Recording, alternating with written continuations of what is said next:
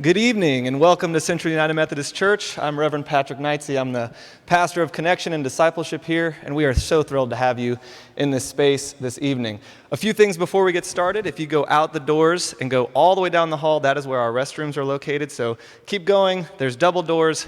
Open those, and I promise there are restrooms on the other side there. Also out here in the hallway, we have art displayed, and we also have out there books on sale. And so if you'd like to go purchase a book, I'm sure Mr. Wallis will be here at the table afterwards to sign that book. And I also want to just say I had the distinct privilege of being able to get dinner with Jim, and it was fabulous. Really a highlight of my short time in ministry so far. And so without further ado, I'd like to introduce you to Reverend Wallis. And now I'm going to read a long spiel. It's a little more formal. I'm sorry, but that's okay. So this is to catch any of you up to speed if you don't know. So Jim Wallis is the president and founders of Sojourners in Washington, D.C. That's a nonprofit, faith-based organization, network, and movement whose missional statement calls for putting faith into action for social justice. He's not only the founder, but he is the editor-in-chief of Sojourners magazine and website, which has a combined print and electronic media readership of more than 250,000 people. He's also a best-selling author, public theologian, national preacher, social activist, and an international commentator on ethics and public life. And now that is all really fabulous, but most importantly, and this is something he wanted me to stress, he served for 22 seasons as a Little League coach for his 2 baseball-playing sons in his most important positions as coach and dad. Please give a warm welcome to Jim Wallis.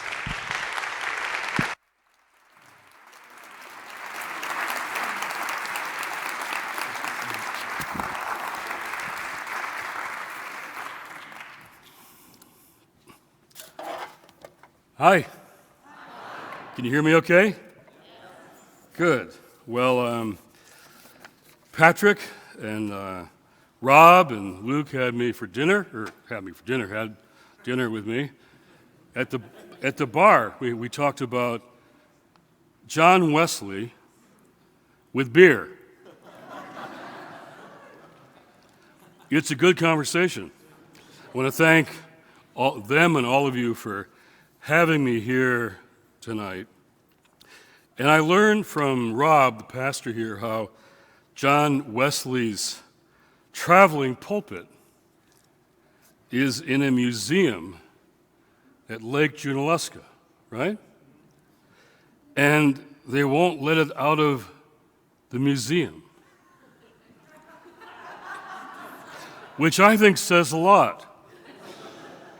You see, John Wesley's pulpit, I got to preach behind his pulpit once in London. And here I am in John Wesley's pulpit, and I was just awed by a pulpit that had changed the world.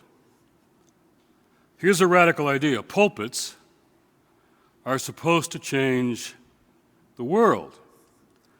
If you're in Ebenezer Baptist Church in Atlanta, in that pulpit where Dr. King and his daddy preached, it's almost overwhelming to stand there and realize what this pulpit has done. We don't even think anymore that pulpits should change the world. I'm not sure pastors even think that. Here's a question. My friends, we are in a crisis. Almost everyone agrees we're in a crisis, but we're so completely polarized, we wouldn't agree on how to name the crisis, right? But we're in the crisis. Almost everyone believes that. So here's the question. Will Jesus Christ matter in this crisis? That's what I want to talk about tonight. Will Jesus Christ matter in this crisis? So I'm here from Sojourners. I'm here with Ari Christensen, my executive assistant. Stand up and say hi. You can meet her too after our talk here. I want to talk to you, but I want to talk with you. I'm in North Carolina for a week in very different places, urban and rural, and we're having really good conversations, which I want to have tonight about whether Jesus will matter in this crisis. This book for me is just a bit of a tool, just a conversation starter. And on the book tour, you do formal book tours. We turn them into conversations in town meetings, and after almost 40 cities now, up and down, East and West Coast, Midwest, Middle, forays into the South, I've got some good news to report. Jesus has survived all of us Christians. Now that's really good news, because given what we Christians have often said and done, or not said and not done, there are a whole lot of young people who just aren't interested anymore. It's not that they're angry or furious. A lot of them just say, it isn't relevant. Why go to church? Does it matter? Well, we have been talking with people inside and outside the churches, including a lot of those young people, and they're really hungry to talk about this brown-skinned Palestinian rabbi who grew up in now occupied territory. How do we talk about this Jesus? So I'm going to talk about two of my elders tonight, one at the beginning, one at the end. One of them, I'm sure many of you know, her name was Dorothy Day, founder of the Catholic Worker Movement. How many of you have heard Dorothy? There you go. There's a new documentary called Revolution of the Heart about Dorothy Day coming out soon on PBS. Be sure and look for it. She was kind of just going out as I was coming into all this faith and life and politics stuff. So I went to see her as often as I possibly could. Up in New York, she lived at Mary House, where they fed the poor every day. And right next to Mary House, there was this building with this wonderful graffiti on it. It's not there anymore, but I always remember that graffiti. It said, "Reporter, Mr. Gandhi, what do you think about Western civilization? Gandhi, I think it would be a good idea." So I paraphrase that at the beginning of the book. It says, "Reporter, what do you think about Christians following Jesus? Millennial, I think that would be a good idea."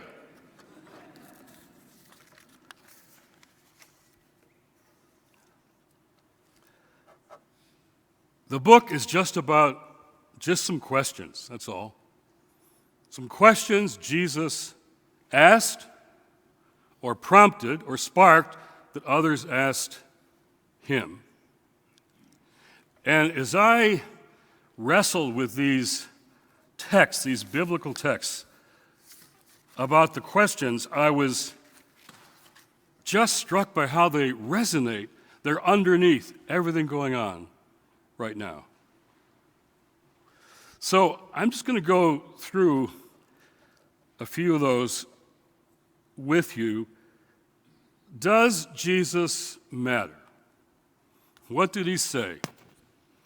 What did he do? What did he mean? Did he mean it? What does it mean now for us?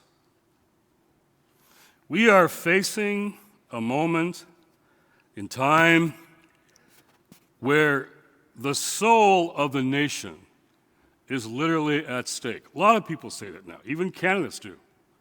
It's at stake, the soul, who we are. Or even, will there be a we going forward into a new America? Or will it be all just us versus them, which our politics has become? What's at stake is, I think, the future of democracy. I think that really is at stake. but also the future of faith. What if that this moment of crisis happens and takes us in ways that make everything worse? Let me just say, in a crisis, always, the vulnerable people are always the most vulnerable. Let's keep that in mind. In a crisis, the vulnerable are always most vulnerable. What if, and let me be blunt, what if white Christians don't respond to this moment, act like it isn't happening, or they're not seeing what's happening, and the vulnerable feel more frightened than ever before? And a whole generation looks at this moment, and what the Christians, but I'm going to say the white Christians, because it's all kind of Christians of color, have got this figured out. Black and brown Christians. But what if we don't respond, or we respond in a way that makes them decide, a whole generation, they don't want anything to do with faith and us for the rest of their lives? That's very possible now.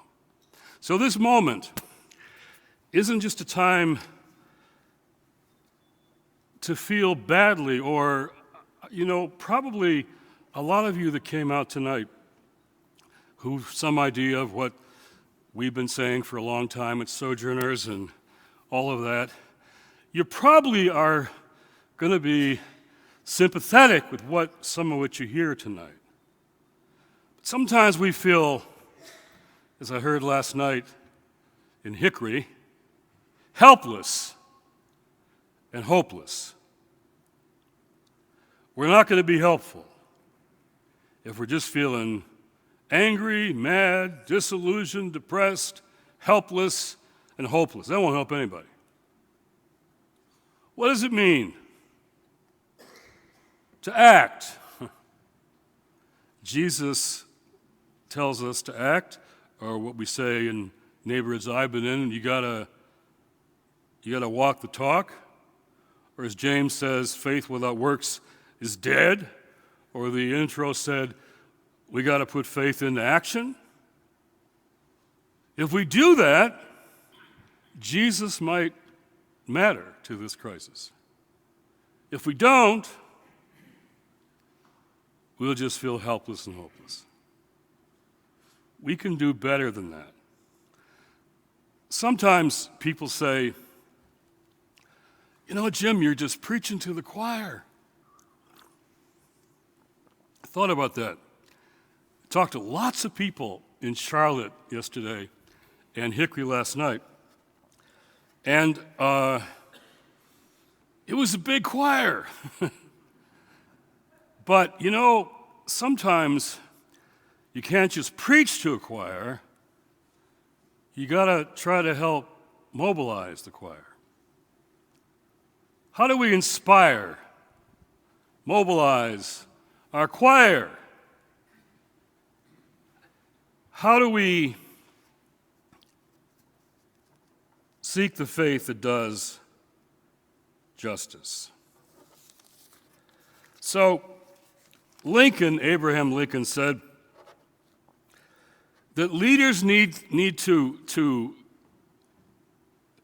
speak to our better angels. Remember that? His second inaugural address. Speak to our better angels. I love that. Now we have politics that is evoking our worst demons. Angels versus demons. It sounds like what Paul called spiritual warfare. It's deeper than politics. Spiritual warfare. So I'm in California for one of these events, and in this center in Silicon Valley, this entrepreneur has made lots of money, and now he wants to create good energy in California. he's a great guy. It's like a new Aspen. And he had me come there, and he's wonderful. He's not very religiously literate, as sometimes Californians aren't. And I mentioned this term, spiritual warfare. He said, wow, spiritual warfare. When did you come up with that? So a lot of this is in our tradition. But we have to say, what does it mean to go back to it? So I'm sitting here in the front row waiting to come up. There's conversation going on behind me. You all? About the National Prayer Breakfast, which just occurred. And I just couldn't go this year. But I watched it. And you never know who's going to speak. They don't tell you ahead of time. You never know. I got a call one year from Bono. He said, hey, I'm speaking tomorrow. You got to come. They never announce. But you never know who it might be. This time was a man named Arthur Brooks. He's a conservative. He's self-styled conservative. He's at Harvard now, American Enterprise Institute, AEI. And Arthur, whom I know, and with whom I'm a friend, we've had a lot of conversation. He says this, as you've heard, I am not a priest or minister. I am a social scientist and a university professor. But most importantly, I am a follower of Jesus, who taught each of us to love each other and to love our enemies. To love our enemies. National Prayer Breakfast. I'm here today to talk about what I believe is the biggest crisis facing our nation and many other nations today. This is the crisis of contempt. The polarization is tearing our society apart. How many of you, he said, love somebody whom you disagree with? Everybody raise their hands. Why do we have, they all raise their hands at the prayer breakfast. Why do we have such contempt? Even anger I can understand, but the contempt for each other, for the person, for their character, for their faith. Jesus says, I want each of you to pray, to love your enemies, or even when you don't feel it, pray to God, at least to teach me how to fake it. And then he sat down. And President Trump was next, and he got up and he said, Arthur, I don't know if I agree with you. You probably won't like what I'm about to say. And then he, in the prayer breakfast and then later in the East Room, did what was a rant against his enemies. Now, before you think this is just on one side of the aisle or partisan, look at Twitter. Look at Twitter now on all sides. Twitter on the left, Twitter everywhere, and the way we are talking about each other. The President of the United States was disagreeing not with Arthur Brooks, but with the teachings of Jesus Christ. I don't know if he knows that, as you were talking about back there. I don't know. But he was, and often more and more of us do. These days. So I sat home after that and wrote a little prayer myself, a prayer on prayer breakfast day. I've not read it yet, but I'm going to just read it to you, or part of it. And then we'll put some things out there. You don't have to close your eyes. I'm not praying, I'm not reading a prayer. But you can just listen for a moment, eyes closed or open. Here it is. First, dear Lord, first I ask you, Lord, for the courage that comes from faith, courage to stand up to the intensity of constant political corruption, the growing divisiveness of our culture, the spreading of fear, the downward spiral of hatred, and the ugly spirit of anger and even violence now shaping our politics. I ask you, Lord, to defend the truth over the perpetual lies in Washington, D.C., and I pray that you heal the politics of grievance and blame and racial hostility that makes people want to believe the lies. May we come to know what Jesus taught us. You will know the truth, and the truth will set you free. And may we come to understand that losing the truth will mean losing our freedom, and the opposite of the truth that sets us free are the lies that lead us to bondage, from presidential lies to party lies to social media lies.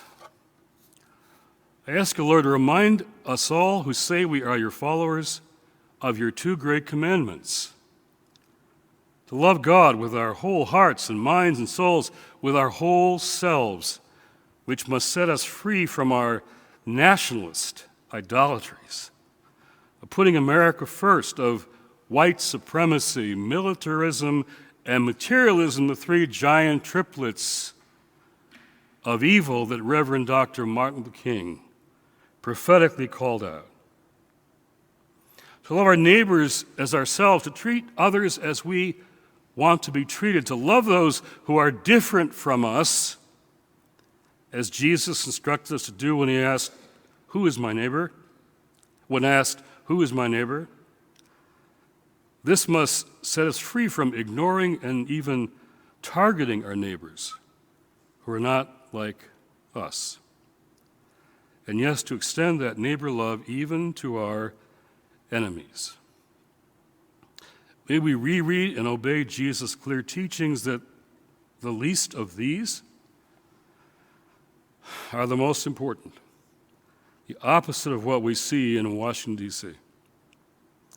And we ask you, Lord, what we must all do now if Matthew's gospel says, if what it says is true, that how we treat the hungry, the thirsty, the naked, the stranger, the immigrant, and the refugee, the sick, and the prisoner is how we treat Christ himself. Teach us to say to all our fellow citizens increasingly ruled by fear what Jesus says to us: be not afraid. Free us, Lord, from what Timothy's epistle calls the spirit of fear, which is now a campaign strategy in American politics. Remind us, O Lord, of what you taught us about leadership defined by service, not by dominance. Teach us what it means for us to be servant leaders, and look for that in our elected officials.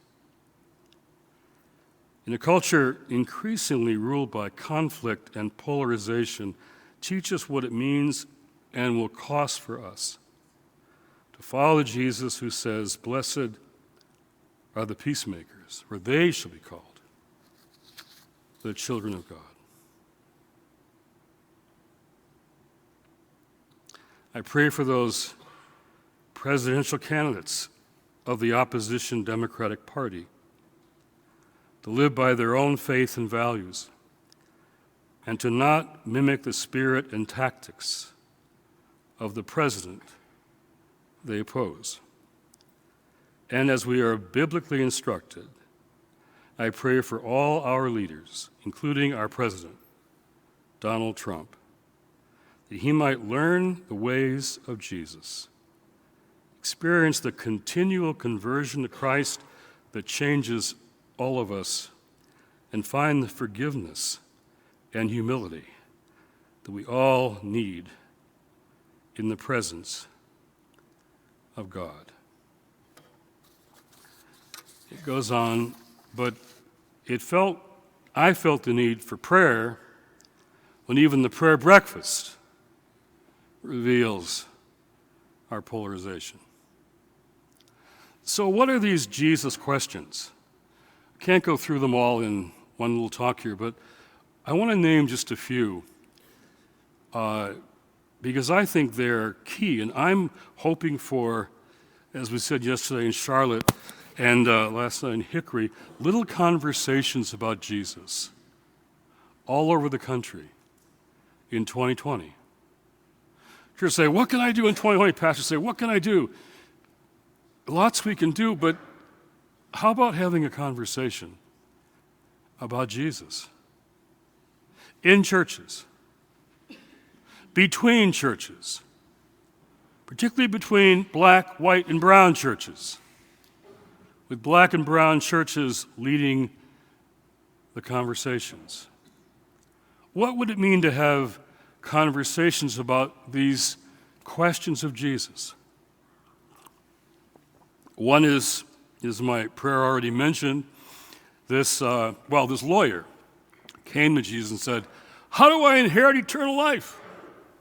Jesus says, well, love God and love your neighbor. Simple. Love God, love your neighbor. But then the lawyer says, yeah, well, who is my neighbor? When I read that text and I recognized that tone of voice, I knew it was a Washington lawyer. He wasn't saying, who is my neighbor? How can I bring them in? He was saying, okay, let's narrow this down. Exactly who is my neighbor here? So Jesus tells the parable of the Good Samaritan. You all know that. Man's beaten, robbed, down the side of the road, and people keep passing him by, including two religious leaders on their way to late for a vestry meeting. But somebody stops finally, and he's a Samaritan. He helps the man. He takes his time, inconveniences his schedule, takes a risk. Dr. King did a wonderful sermon on the Jericho Road. It's a dangerous road, says Dr. King. He's risking himself, takes him to an inn, binds him up, makes sure he's taken care of, pays for it. I'll be back to check on him. So the lesson, of course, is stop and help. Take your time. That's a good thing to do, but that's not the heart of the parable. It's deeper. Because for Judeans of Jesus' time, there were no good Samaritans.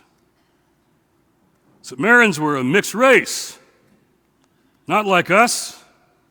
All the text in the Bible is that be afraid of them, stay away from them. Samaritan woman at the well, these are not people you want to hang with. Stay away from them. They're scary, they're risky. There could be caravans of them coming to your neighborhood. Yet the person he chooses as his example of how to be a neighbor is somebody other than his own people, other than ourselves, who helps somebody other than himself. This is such a powerful thing because he's saying your neighbor is the one who's different than you. Or as Gustavo Gutierrez, the Peruvian theologian, said, you got to seek your neighbor outside your path. Your neighbor isn't in your path. You've got to go outside your path to find your neighbor. Well, now we have the people outside our paths who are being targeted with fear, hate, and yes, violence, because one leads to the other. Who is my neighbor would change this whole conversation. Or, what is truth? Pilate is having a debate with Jesus on truth. Pilate's losing the debate. And he says, "Oh," to Jesus, "what is truth? What is truth anyway?" Then washes his hands and crucifies Christ.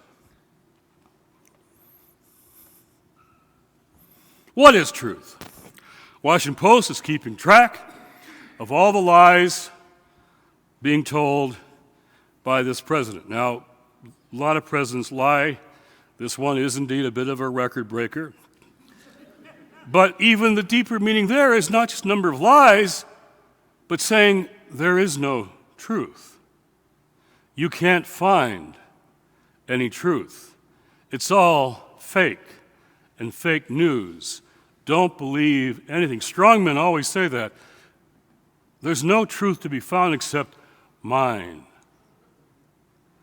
They say, "Believe me." How many times you hear that? Believe me. Believe me. When there's no truth to be found, we are subject to their truth.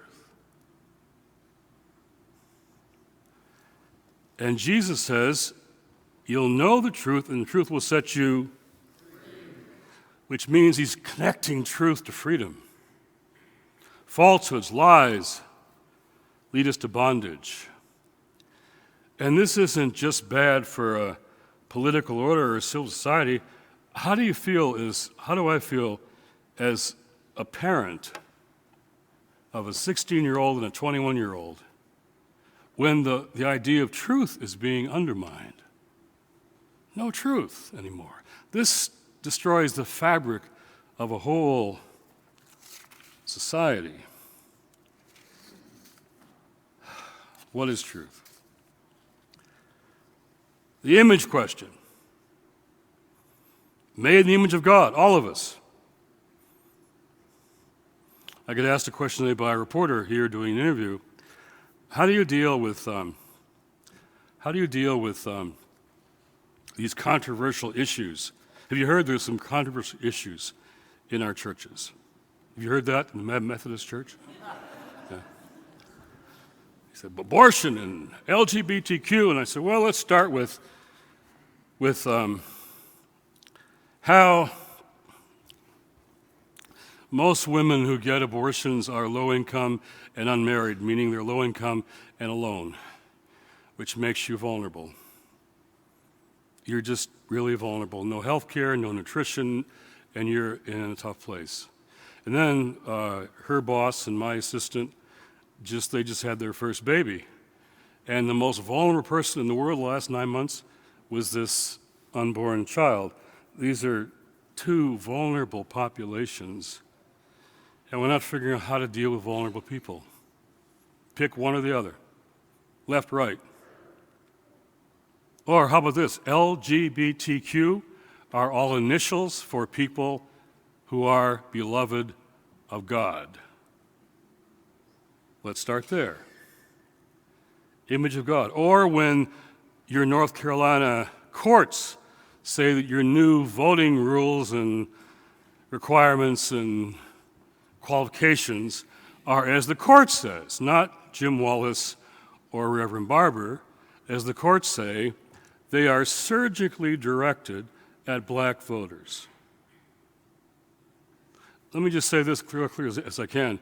To deny somebody's vote suppress their vote because of the color of their skin is an assault on Imago Dei, the image of God.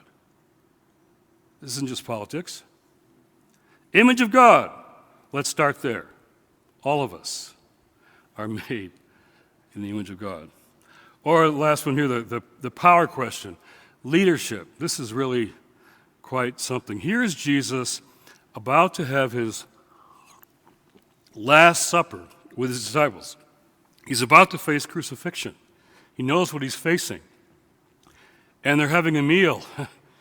And all the disciples want to do is fight over who gets to sit next to him, on the right or the left. Head table, showing who's in power, who is important. And their parents even are pushing their disciple kids forward. Remember that? As a Little League coach, I know that problem, right? He says, no. The Gentiles lord it over the people. You know that. Meaning, lord it over means wealth and power, winning. Leadership is winning and losing, lording it over. We're going to do it different. We're going to do something different. We're going to say the leaders are the servants. You know, they serve other people. Like in a crisis you got going on, a catastrophe, something. Well, the leaders are the one. The leaders are the one where she says, okay, we're going to find the line out of this. We're going to find the way out of this.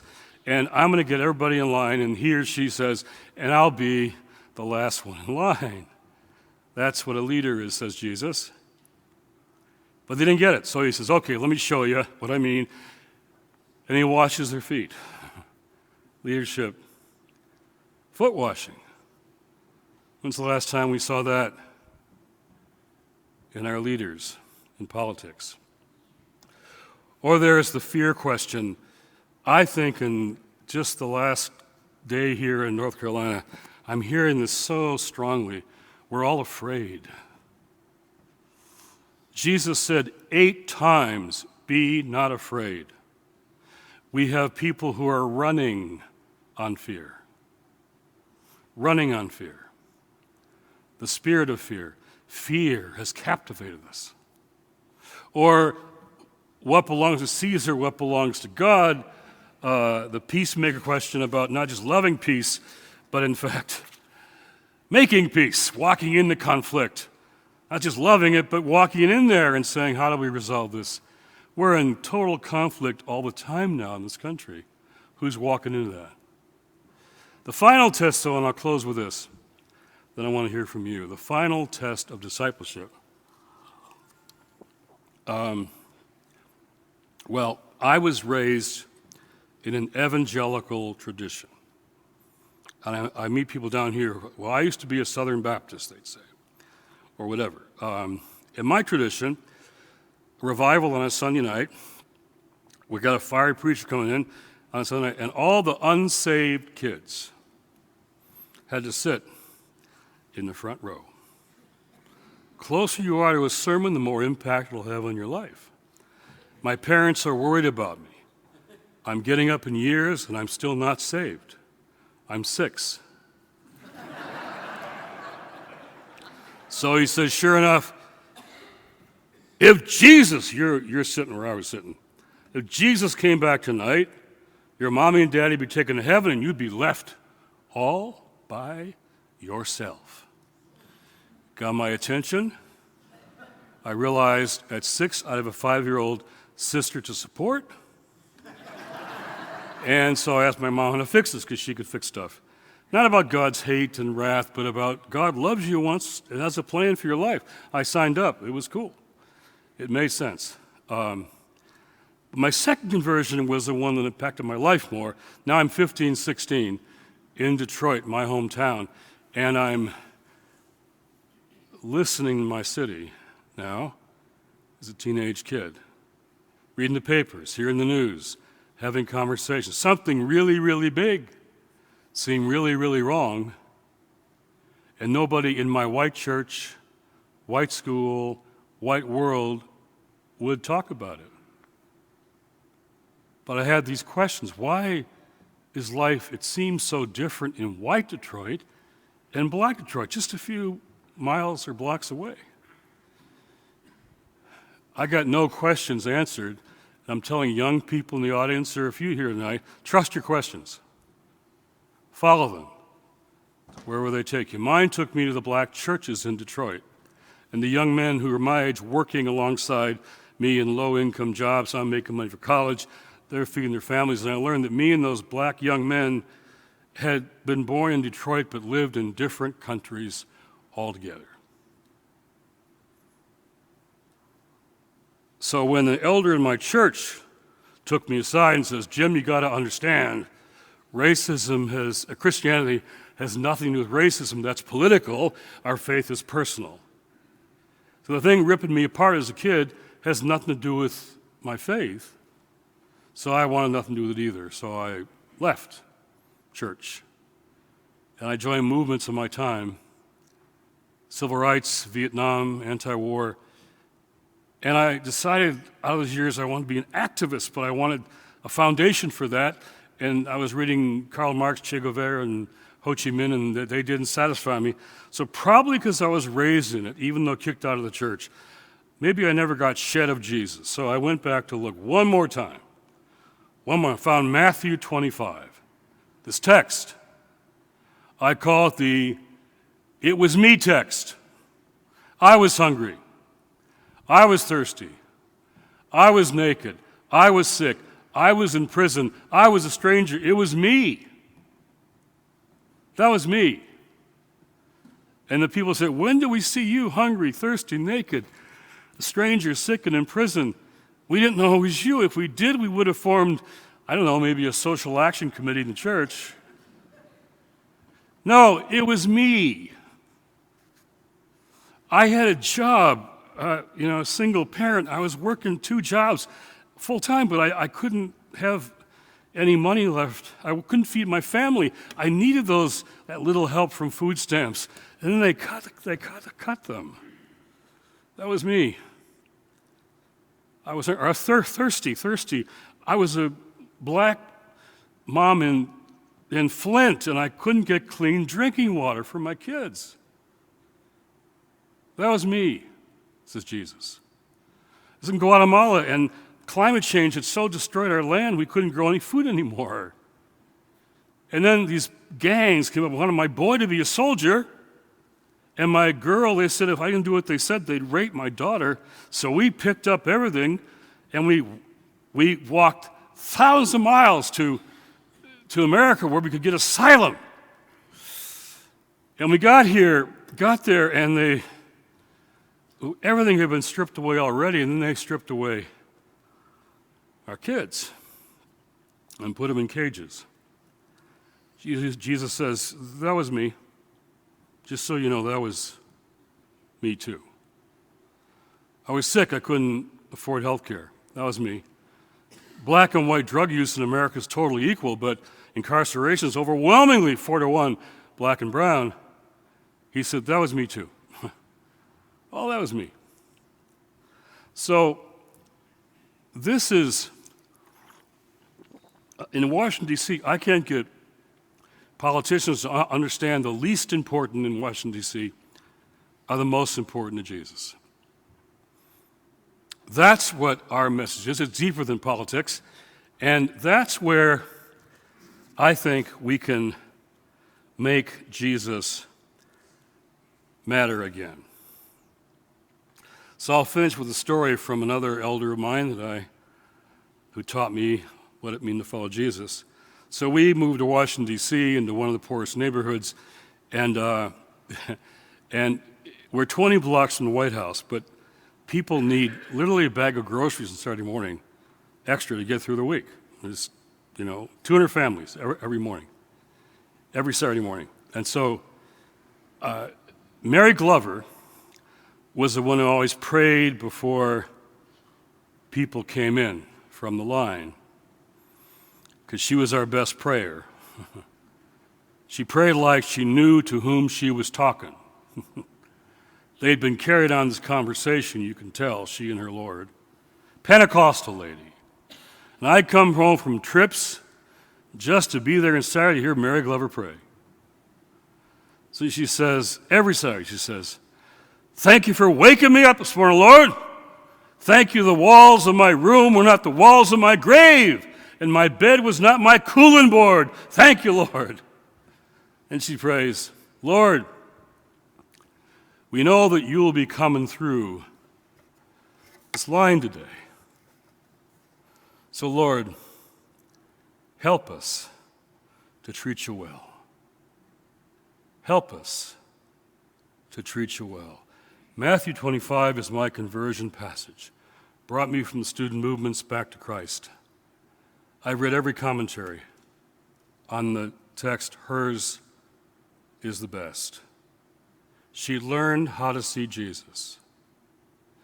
If we can find Jesus again and learn what it means to love our neighbors and even to love our enemies, then Jesus would matter to this crisis. Can I get an amen? Amen. Thank you.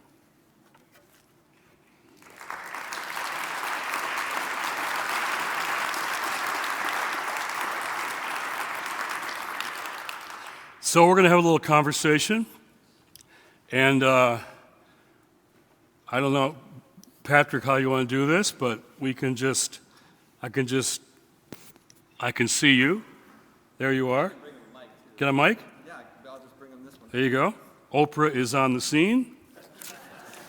So, and if you could try to make it, here's a trick about questions.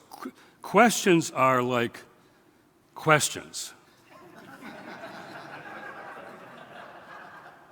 Just reminding you. So I just love to hear, because this is about what we're going to be and we're going to do in North Carolina and in this country in a critical moment, which is not going to be just ending with an election, as one of the candidates said to me the other day. The day after the election is going to be as important as the day before. The healing we're going to need in this country. There's real danger of civil violence in this country. There's terrible contempt and fear and hate in the air, and violence comes out of that. So who's going to find a way just not to, I don't think we're going to resolve this by all watching a debate between Sean Hannity and Rachel Maddow. I just don't think that's going to do it. So how do we go deeper here? And are there some ways to talk about this Jesus, what he said, what he did, what he meant, and how can that open up a deeper conversation? That's what I'd like to hear from you about, as I did last night in Hickory. What does that mean here in Asheville, North Carolina? So, questions?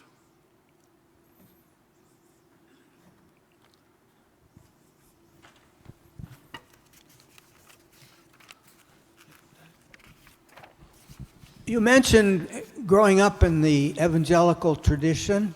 Yeah. And I understand that you still recognize or consider yourself to be an evangelical. So my question is, there are a lot of evangelicals that supposedly form the base of the president, and some are very outspoken, like Franklin Graham.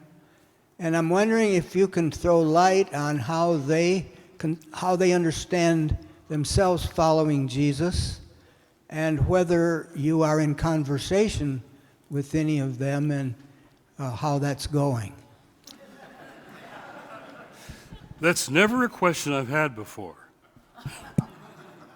First of all, it is hard to hang on to that name these days, evangelical. Really hard. But when I'm asked, as I was today again, how do you define that? I go back to Jesus in his opening riff, his first gig, his press statement at Nazareth, his Nazareth manifesto. Quoting Isaiah, "The Spirit of the Lord is upon me because he's anointed me to bring good news to the poor." The word there in Greek for good news is evangel, from which we get evangelical, evangelism. And just remember the history of this church. John Wesley was a revival preacher. Charles Finney, in our country, a John Wesley revival preacher. He called people to Christ, and Finney would have altar calls in America where he called people to Christ, and on the platform that very day enlist them in the abolitionist movement against slavery. So it used to mean that good news to the poor meant something, but I'll just say this: whatever the gospel does, if it heals your addictions, praise the Lord. If it saves your marriage, thanks be to Jesus. If it makes you a better person, hallelujah. But if the gospel isn't good news to the poor, it isn't the gospel of Jesus Christ, period. Period. So I have those conversations with some of my colleagues. And read, if you haven't yet, the editor of Christianity Today, which is the most influential white evangelical magazine in the country, and Mark Galli, the editor, who's a very conservative guy, not known as a social activist, he said, we have stop making this trade-off, this transaction, that if Donald Trump gives us a couple things we want, we ignore everything else. I can't live with that any longer. Read Mark Galli, Christianity Today, and why he said they're making a transaction. It's called access to power. And it's done all the time by religious people and other people. They make a deal. Give us these things and we'll ignore all the rest. That's what's happening. It's worshiping at the court of the king. It's court prophets. So I am really looking forward to a public conversation with Franklin Graham about Jesus. I'd love to have that talk. So far, we haven't been successful. But I want to have that conversation. Forget me and Graham. All around the country, let's have that conversation about Jesus. I mean, let me be blunt here. When words and actions and policies are antithetical to the teachings of Jesus Christ, antithetical, you can't ignore that for political reasons. So I'll be blunt here. White nationalism isn't just racist. It's antichrist. Putting migrant kids in cages is not just a lack of compassion. We can disagree about immigration policies. That's all right. But you can't do that. You can't dehumanize immigrants. That's antichrist. You can't harass, assault, traffic women, demean women your whole life. That's not just sexist, it's antichrist. So I got to name Jesus here in this conversation. And I think we have to do that, but I think we have to do it with a kind of, because I get asked this question, how do we deal with people, who are the right, and then those of us also have friends on the left, and how do we deal with them too sometimes? So the text that comes to me is Micah. What does the Lord require of you? 1, do justice. I'm glad that's first. Do justice. 2, love kindness. Are we being kind or love mercy, kindness?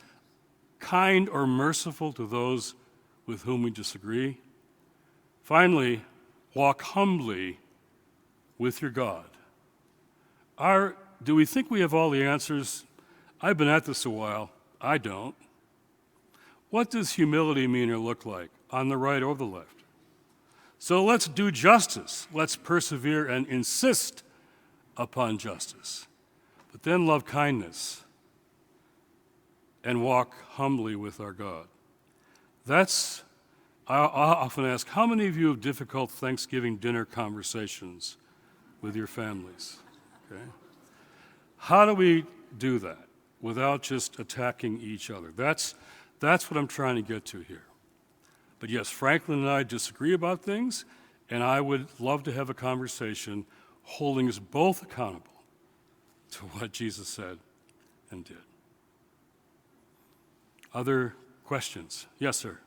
Oh, where's the microphone? Here he is.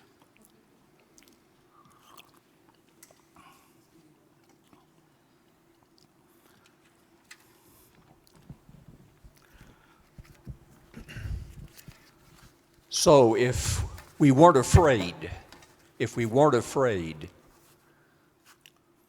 how would we feel differently? How would we think differently? What would we be doing differently if we weren't afraid? I love that question.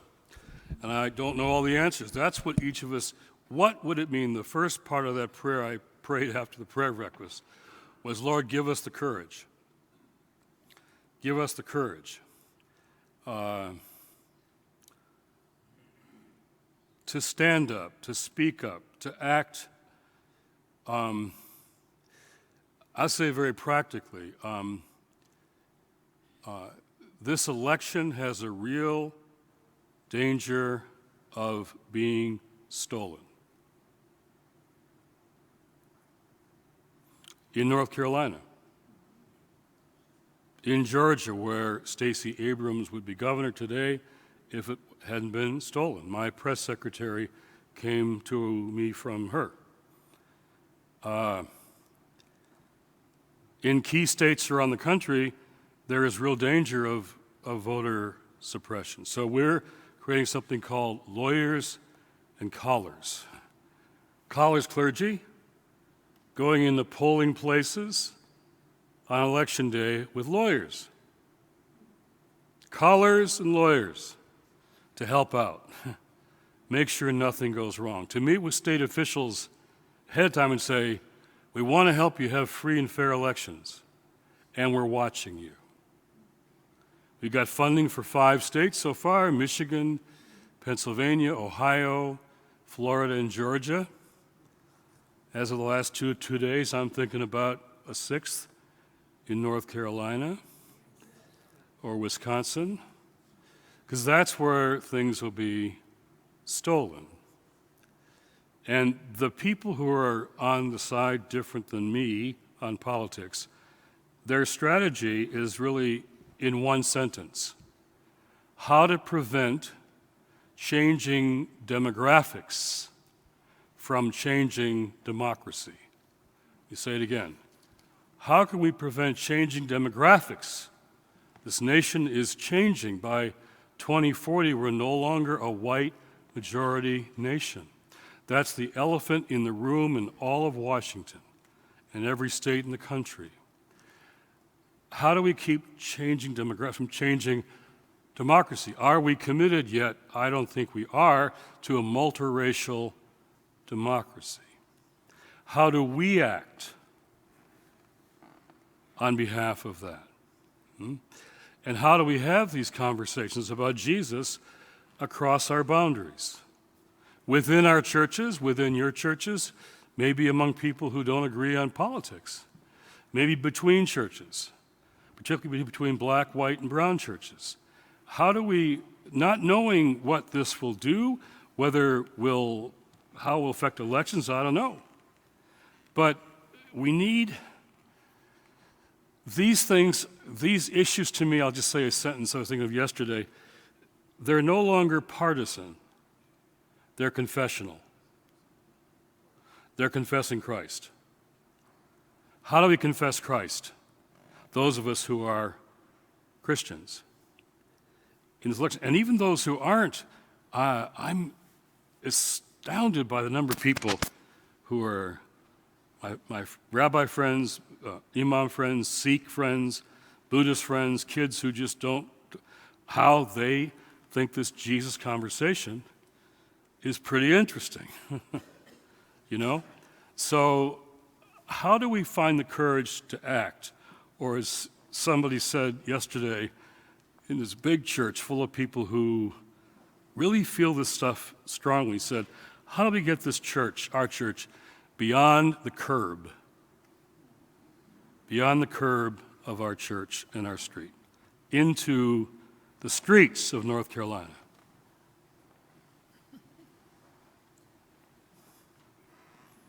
Please. Here he comes. He's young, fast, quick.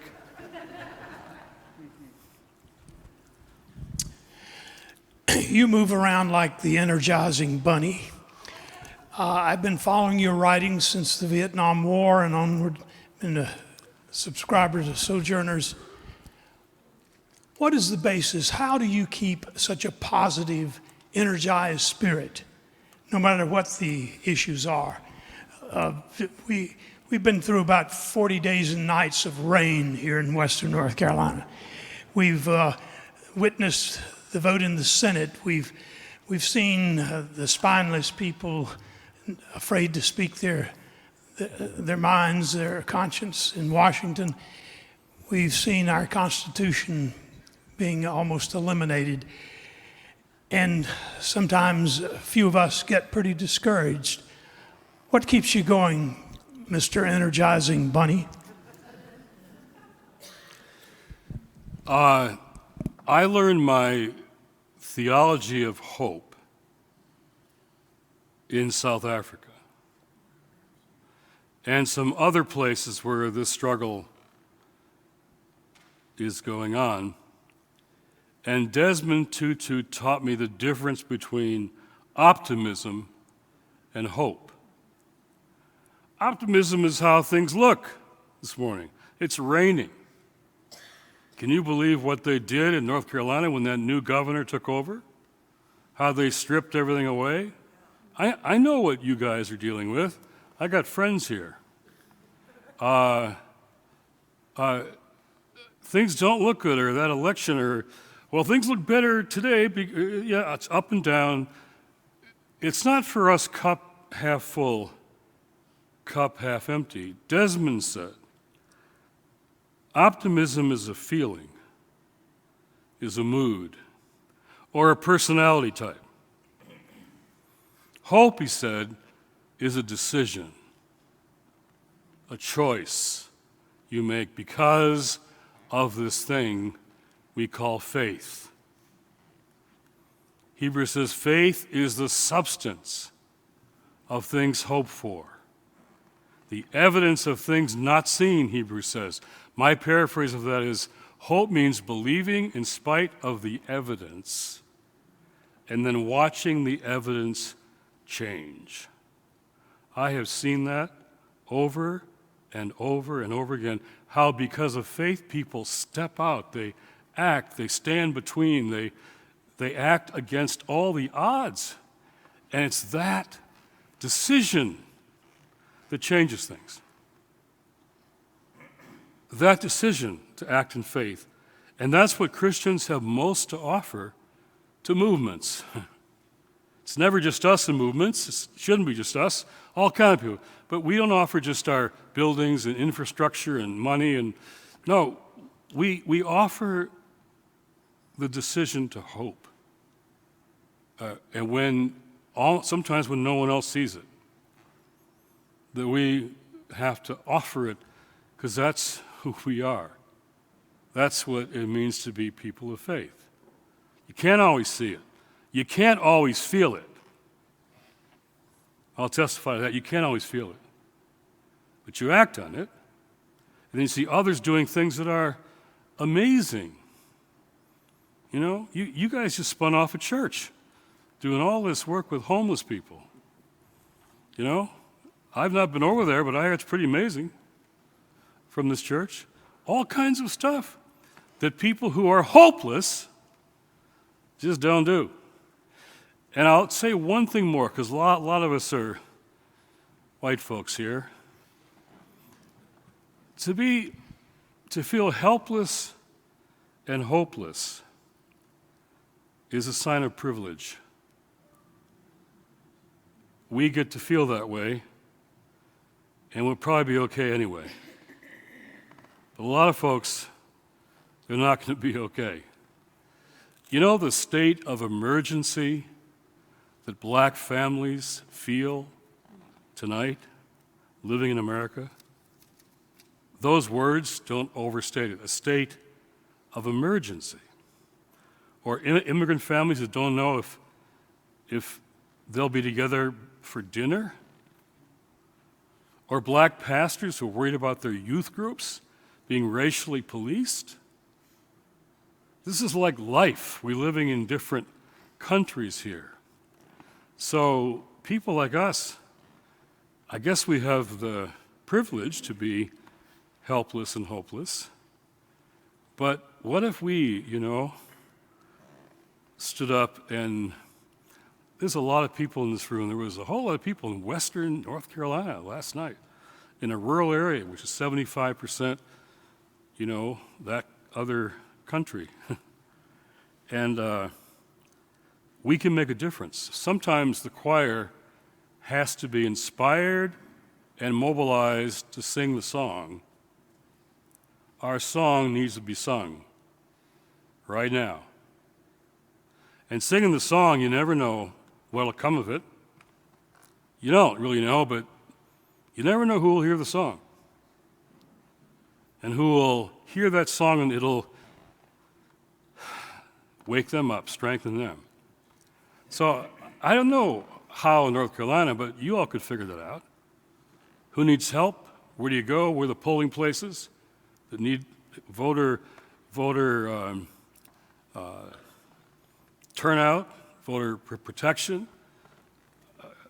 I could probably, if you don't know them, I could send you the counties. You probably know them. They're not hard to find. And where do we have the conversations in our churches? Like this conversation. And let people stand and say, well, I believe in Jesus too, but what about that? Okay, let's have that talk. Jim, I don't agree with you about this and that, but let's talk about what Jesus said. I'll have all the answers. Bring on the conversation. I want to have that conversation. I don't have all the answers. There are good people who vote differently than me, and some of them are afraid, some of them are angry, some of them are, but there's a whole lot of anger on all sides. I Twitter because I kind of have to, but whoa, that world out there and social media, Twitter, you think the hate's all coming from the right? Cancel culture and all the rest. A lot of angry people. So, anyway, anybody else have any comment to that? Thoughts? Yeah. I'm a retired minister, and I'm working on a PhD in transformative social change. And I find myself a great deal of the time being ashamed that I'm white and that I'm a minister. How do we get people out of the pulpit and out of the pews and into the streets? Well, that's always the question. How do you put faith? James says faith without works is dead. Right. Unless we walk our talk, what's the point of talking? A lot of young people hear us talking, they don't see what it means. My personal relationship with Jesus Christ is the center of my life. That's what sustains me every day. But the people around me in this country have to see some Christians following the teachings of Jesus of Nazareth, or why should they pay attention or think that whatever relationship I have means anything? If they don't see us doing what Jesus said or following or trying to, why would they be interested, right? I think they could be interested if they saw some of us figuring out what courage means for me, for you, for our churches. And this is the time. Was saying to your pastors tonight, sometimes it takes a crisis. The Chinese word, the Chinese symbol for crisis are the two symbols, danger and opportunity. Both symbols are in that Chinese symbol for crisis. So the danger is enormous, and for people of color, immigrants, refugees, all kinds of folks, it's enormous. But the opportunity, what if this crisis helped us come back to Jesus? Wow. My tradition, they said, you're in a crisis? Come back to Jesus. I said, yeah, okay, let's go. What does it mean in a crisis to come back to Jesus and have that conversation? But this is the right question. You're on the right question. Anybody else want to comment or raise a question? I can see your eyes. You are focused on this question. I see your faces. Yes, sir. We've talked a lot about fear and things happening, and you mentioned hope, and I'm so glad you did. So I was wondering if you could offer examples of movements of hope you've seen in culture and society. Well, Jesus didn't matter in North Carolina or the South to the crisis of slavery to the white Christians. But he mattered to the black slaves who found him and rose up in his name. Jesus didn't matter to the problem of how Reconstruction after slavery was working in North Carolina. Former slaves elected right away, governor, Congress, Senate, with the support of white North Carolinians in the West who weren't slave owners. Working, and then Jim Crow stopped it with guns, and Jesus didn't matter at that time to the white Christians. But Jesus didn't matter in my Detroit in the North, where we were so much better than all of you in the South. When my dad came home from World War II, and all the GIs like him got a GI Bill, it's free education, FHA loan, your first house. My government made me a baby boomer middle class. No black sailors on his ship got that. No black GIs got that. Detroit banks wouldn't lend to black families to buy houses. The wealth gap is still there. Jesus didn't matter to white churches in my city or white bankers to that. But Jesus has mattered. If it wasn't for the churches in the South, there would never have been a civil rights movement. Jesus inspired these Christians, black pastors, and some critical white allies. I was in Myers Park Baptist Church yesterday, where there were allies for 75 years to those struggles. And Jesus, if he hadn't inspired those Christians, there wouldn't be a Civil Rights Act and a Voting Rights Law 64 and 5. It wouldn't have happened without Jesus mattering to some Christians. I've seen, I was in Tijuana just three weeks ago, where Mexican churches, overwhelmed by Central American immigrants who are forced to go to Mexico now by our government, and these Mexican churches, they're poor churches, they're transforming themselves to take care of Central American refugees. It's amazing. Transforming their lives, their churches, people sleeping in sanctuaries.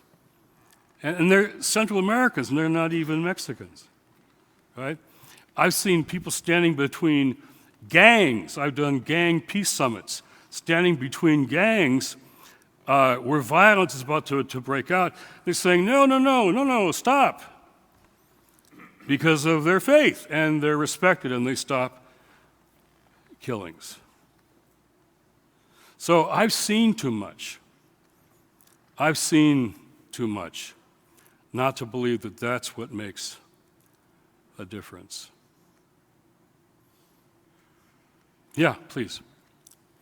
What organizations do you see now having an effect on the future direction? Well, what organizations, movements, projects do you see as our sojourners? Okay, good. Yeah, okay. What organizations do you see now that will have an effect on the future of the United States? There's a lot of for them. The hopeful future for the United States. There's a lot of them. Sojo.net, which is our Sojourners site. It's not just about what we're doing, it's about all those groups and organizations. We lift up all kinds of voices all the time when we see things like those churches in Mexico, or when kids in middle school are doing climate strikes in their schools on Fridays. Or when the Parkland kids, after the massacre there, decided, we're changing this. Sorry, you adults haven't really done anything, but watch us now. We're going to vote soon, and we're changing this. All those movements, there really are powerful movements around the country. And I don't know, I can't tell you today what will happen electorally in Michigan, my home state. I don't know. But there really are things occurring that show the power and courage of faith and hope. So our website's one place you can find, it's free to go, sojo.net. That's what we lift up, hopefully, all the time. And there's always stuff to write about. Yeah. I think it's important not to forget that every church, is an organization. Yeah. And that's what churches are. They bring people together, and even though we might think that different denominations have different points of view, within our own churches, we have the potential, if, as Jim says, we're following Jesus, and it takes courage. So in our churches, how do we make Jesus matter in a crisis? Maybe a couple more, and then we'll finish and do some books. Yes, sir, please. It's really difficult to frame this question because of the way you've been talking and the way people seem to be responding. I'm glad you brought up all those organizations that are doing things along with Sojourners. I'm very well aware of that. And I think somebody else over here brought up some, you did, the churches. Every church I know about of any denomination is doing stuff all the time for people beyond the curb. My question is it possible that when we use the word we when we talk about what's wrong, giving the impression that's everybody, we means everybody, that and when we give Trump and his people far more credit for for their power, isn't there a danger of people feeling not so much helpless and hopeless as paralyzed and thinking there's nothing we can do? So what I'm saying is that I think the word we is the enemy of the people in our discourse because it blankets everybody. It doesn't separate out those organizations you're talking about. And think of the youth that you referred to, their marches, their activities, the women's movement. My wife, I've watched her for 50 years try to pass the ERA. The ERA has been passed. Let's not talk as if everything is hopeless. Nobody has courage. That's the impression. I know you don't mean that, but I sit here and I listen and I think, why don't we talk about what's working and then say the other things are bad and we need to work on them? But we are already doing a lot of very good things throughout this country. I don't see how you can watch women march in the numbers in which they marched the day of the inauguration, for instance. I don't see how you can listen to Schiff and others speak so beautifully and eloquently for democracy and feel that Trump is as bad as, as strong, he's bad, as strong as people seem to think. So I'm really worried about this exaggeration. That was a lecture and not a question. Just to be clear, I don't think you mentioned the president's name. I don't think Trump is the cause of our situation. The cause, I think it's a symptom. I think it more reveals there's a worst of America and there's a best. There is a best. you're talking to a lot of it. And there's a worst. But we're in this moment of crisis because it's the angels, our better angels, and our worst demons who are being appealed to. The hatred, the bigotry that's being appealed to is dangerous. So all of that puts us at this moment of crisis. And there's all kinds of amazing things happening all over the country and a lot of frightening things. And it's not about one person. It's not about one party. It's about where we have come in this country to a pivotal point, I would say, about where we're going in the future and how it really is a kind of spiritual battle. It's not just a political battle. It's what are our values? Who are we as Americans? What kind of we do we want to be going forward? That's what's really at stake. And so I think a crisis like this can really evoke and call up our deepest places, our best values, our strongest faith, can really make us who we'd like to be. And so when I see there's anger and despair, there really is you all see a lot of despair? I feel it all the time. So how do we get past that? How do we go forward in this season where all that is coming to this sort of pivotal place, which is going to be before an election and after? We are more polarized than we've been in a very long time. There's a whole lot of angry polarization, which is growing all over the country, not just in one place or one party, all over the country. How do we deal with that when the vulnerable are the ones who are most vulnerable? Is there a last question? There's a last question. And then I want to do a little story at the end about the hope thing. And this is for all of us. When I was growing up, Christian was a dirty word. White Christians came to our house with guns because my mom was white and my dad was black, and they were going to kill us. So at 9 years old, our dad gave us guns, and we had to march out and confront our neighbors with guns, because we were the Samaritans, those half-breed, no-good type things. Right. And even coming into this church, I had a moment of apprehension and tension of what will they be like, because my history in Kansas City, I went out with a group of people. We would go to white churches and immediately for prayer meetings, and they would shut down. They'd say, oh, the meeting is canceled. So I know you might get that response, but I've had to do a lot of inner work and a lot of therapy to become a minister and to overcome that. So that might be one of Where are you a minister? I'm retired now, but we were ministers in Santa Fe, in Omaha, Indianapolis, and in Portland, Oregon. Thank you. I want to. You asked about hope and Energizer bunnies and all that stuff. So let me end with a story. I mentioned Desmond Tutu. So let me tell you a story about Desmond.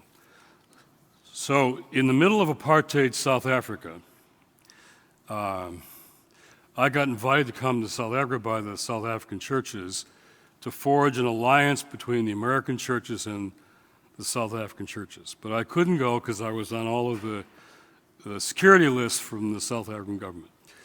But World Vision snuck me in as a visiting pastor that wasn't being checked. And I remember I had to find my way to St. George's Cathedral when I got in the country, where Desmond Tutu was presiding. And there was a service going on. And he was there, and many of the church leaders and all the people, and they called for a rally, and the government canceled the rally. So he said, okay, we're just going to have church. And they didn't want to cancel that, so here he is, Desmond Tutu, behind the pulpit. I was coming in to meet him and others there, but I snuck in the country and then snuck into the service. And there he was. I was there to spend the 6 weeks of Lent, in which we planned the sanctions campaign that led finally to the fall of Pretoria and apartheid. And Desmond is preaching, and it's not that big a cathedral, not a whole lot bigger than this church. And all of a sudden, the doors in the back were broken open, and inside marched these South African security police. Thugs. I mean, I've been interrogated by them, and they are thugs. They are scary. And they were just, they were there fully armed, and they circled the place along the walls, and they had pads of paper, and they had tape recorders. They were saying, in effect, to Desmond Tutu, go ahead. You just came out of jail. We'll put you back there. Go ahead, be prophetic. Say what you want. We'll get it done. They were saying, in effect, we own this country. We own this church. We own you. We own your God. And the place fell silent, and Desmond stopped preaching, and he bowed his head. And Desmond looks a little bit like Yoda, he's a little guy with long flowing robes, bowed his head in prayer, and we're all sitting there. What is he going to say? So he looks up and he smiles, that wonderful Desmond Tutu smile. He says, so, looks at the security police, you are powerful. You are very powerful, but you're not gods. And I serve a God who will not be mocked. So, and they began bouncing like a good Southern Baptist preacher. So, we invite you today to come and join the winning side. And the whole place erupted. The young kids stood up, began dancing. This is called the toi-toi. Dancing this dance. We all danced out, and here are the police not expecting dancing worshipers. And they didn't know what to do. And 10 years later, I'm at the inauguration of Nelson Mandela. This man speaking and inaugurating a new country, and 150,000 of us are there, tears running down our faces. And there is this new, and guess who was the master of ceremonies? Archbishop Desmond Tutu. I said, Bishop, do you remember that day in St. George's, what happened, what you said, what we did? He smiled, he remembered. And I said, Bishop, today, they've all joined the winning side. Because there wasn't even a white South African that day who hadn't always been against apartheid. And over our heads, I heard this noise, and here were helicopters coming. And then planes behind them. Here's the South African White Air Force coming, and the whole crowd literally cowered. What in the world? No, they wouldn't. They wouldn't do that. They wouldn't do that. Would they do that now? No. And I looked up, and here is, behind the planes, the colors of the new South African flag, the white South African Air Force. And so what I learned that day was we're not so much needed at the inauguration, the party. It's great to be there, but that's not where we're needed. We're needed back at St. George's. When you're surrounded by all the stuff you're afraid of, and you can only see the party, the celebration, through the eyes of faith. And here's what always happens. Faith produces hope that causes action and makes change. That's how it always works. And our job is not to just be there at the party celebrating. Our job is to have that faith back at St. George's where you don't know what's going to happen. And that's our job as Christians, to believe that that faith can cause that hope to make the kind of action, and you got to figure out what the action is, that makes for a change. That's our legacy, that's our hope, that's our vocation, because believing in spite of the evidence is making the evidence change. Thank you very much.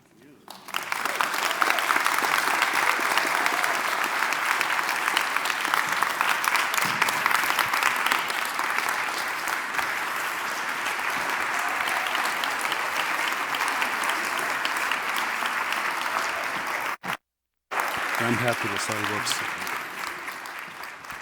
I want to thank you all for coming and thank Jim Wallis again for being here. And Jim will be up here at the front. If you have books you want him to sign, or if you want to get books out here and bring them up here, he would be happy to do that. We want to thank you all again for being here, and get home safe.